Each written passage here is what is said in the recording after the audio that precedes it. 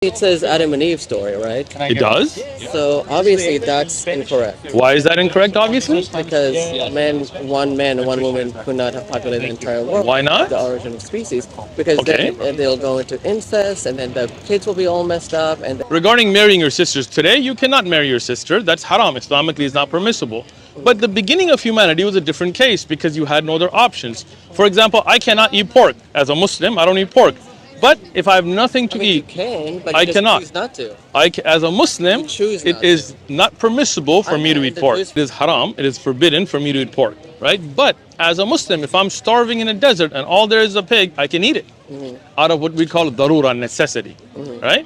So because in time of Adam and his children, there was none on earth except them, they could marry. But once they had cousins, then they would only marry cousins. And once they further populated the earth, then marrying siblings and all that became haram. It became impermissible.